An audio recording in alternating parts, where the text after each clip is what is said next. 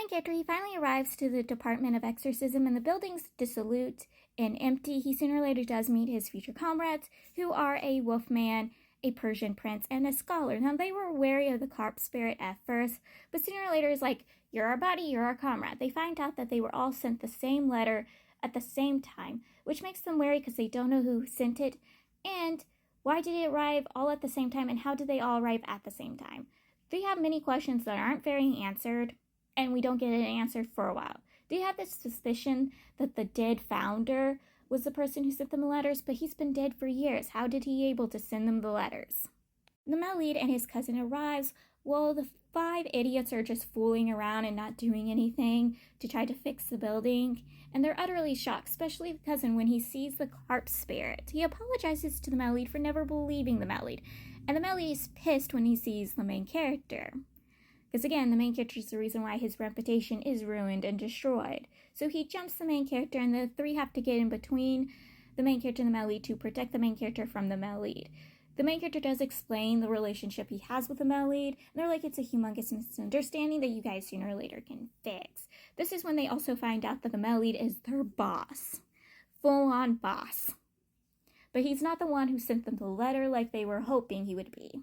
The Wolfman, the Persian prince, and the scholar, they're highly disappointed when they find out that the male lead is not an exorcist like them or has any special powers, so they're wary of him and don't want to actually do any sort of work for him because they do not want to sit there and protect him continuously while trying to protect themselves and try to defeat the Yao. Like, they're a little not happy about the situation. The male lead had asked the main character if there was anything that could help make people forget stuff. Because again, when they're on cases about the supernatural, they don't want people witnessing stuff they're doing or witnessing the monsters they're trying to fight. So he's asking the main character where he can find something like that, if something like that exists. And the main character's like, oh yeah, this certain pollen. And so he orders the 3 numbskulls to go find it. And it takes them a bit to find it, and they have to spend quite a ton of money to find it. But they bring it to the male lead, and the male lead is horrified when he learns about the price point that they had to pay for the certain amount of pollen they collected. Like, he is not happy about it. So the main character, he hasn't told anyone about the heart lamp yet, but he's sooner or later forced to tell the male lead because he had asked the male lead to help him find who the heart lamp truly belonged to, who the descendant of this person was, and so the male lead agrees to help him, and they find the person, the only living person, is seriously a baby. His father had just recently passed, so the main character gives the mother some pearls to help her and her child out in their financial situation. And the reason why he has to tell the male lead is because he publicly humiliates the male lead again by trying to check if the heart lamp was in the male lead without asking permission. And this kind of makes the male lead glows, and this freaks out the mother, and so they have to rush out of there. And finally, the male lead puts his foot down, and the main character explains everything about the heart lamp, and the male lead's like, okay, yes, you can check me, but like, asked first, and you should have told me first. Now, the main character and the male lead, they have a sweet moment with each other. This is where they get really much closer, and where the main character feels less scared of the male lead and wants to get closer to the male lead. And it's talking about the male lead's whole life, how he came across the sword, how no one believed him, how he learned about spirits, yaos, and monsters through the founder's book.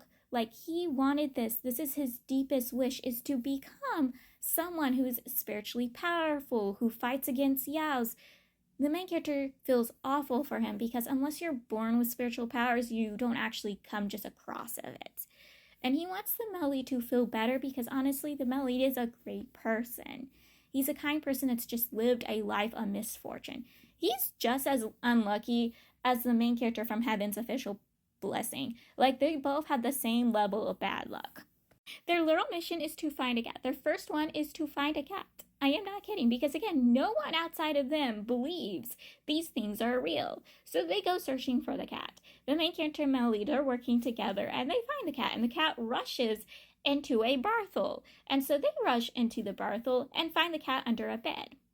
And once they find the cat, a couple was starting to stumble into the room, so they rush under the bed. where they find a dead body, and they are horrified when they find the dead body. Like, at first, they hadn't found the body right away. They were stuck listening to the couple go at it while they're laying under the bed, tightly holding each other. Like, it was getting very, very intense in between the two of them with everything they were hearing and them holding each other. But it becomes way more intense when they find the dead body, and is horrified when they find the dead body. All 6 of them gets together to talk about the body they found at the brothel, and they find out through the Persian prince and the scholar. The first night they were there, they snuck out to the brothel and was caught. And everyone assumed they snuck out to have a little bit of fun, but in actuality, they sensed something in the brothel and had snuck out to check it out, but didn't inform anybody else about it. And this just confirms their suspicions, and they tell the male lead everything that they were expecting. That this sounds exactly what they were suspecting, a yow. But things go a little messed up when the cat is trying to catch the carp spirit because it wants to snack on the carp spirit. And the pollen that they collected gets basically stirred into the whole air, and everyone smells it. So they kind of forget everything. But luckily, with all the information they had down on the table, they kind of piece things together and figured out what's going on. But they almost forgot about the dead body. They almost did. So they return back to the brothel to catch the yow that's in the brothel, and this is when we find out that the Persian prince is literally a siren, or at least when he plays his instrument, he can lure people to do what he wants. And I was utterly shocked by this. I was going, oh my God, he's a siren! He's a siren! Like, the members of the group have to put cotton in their ear to keep from being lured by him and controlled by him. I was utterly shocked by it. So the yows hunting in the brothel is actually 3 fox yows.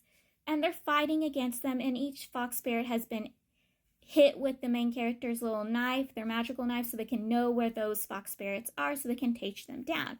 While fighting one of the fox spirits, the wolfman reveals that he can transform into a giant wolf and uses his abilities to fight against one of the fox spirits. Now, he does tell the main character not to tell the others. I'm not sure why. I think it's because he's a little wary they might think of him wrong or dislike him or go against him. And it's the same. The main character tells him that he's also half yow, and that since they know each other's secrets, they can keep each other's secrets. Now, the Melly does know that the wolfman can turn into a wolf. He saw it himself. So I have a theory, and I could be wrong about this theory, but either the concubine or the concubine's sister is a yow. I have this theory mostly because there is a woman who is talking to the creature the main character had stabbed with his knife, the creature that escaped and took off with his missing knife. This woman is having a conversation with the creature when a maid walks in, and she gets turned into a skeleton because either the creature or the woman sucks the maid dry. But the maid was treating like she had a high status, so either the concubine or the concubine's sister, who is a duchess, she could be talking to. It could be either one of them. And again, when the fox spirit, one of the fox spirits are escaping from the group, it runs into the imperial palace. This is why I think either the concubine, especially the concubine or her sister, is a yow. I could be wrong, but I have a feeling. So I forgot to say this in part 1, but I actually read this before. Now the comic version, not the novel version. And I read up to when the main character, Amelie, found the body underneath the brothel's bed. I never got to finish it, so it's the same with Heaven's Official Blessing and Grand Monster Demonic Convention. I read a bit of the comic, but never actually finished it, so I'm mostly going to be reading the novel and not the comic. Maybe one day I'll be able to buy the comic series and get to finish reading it.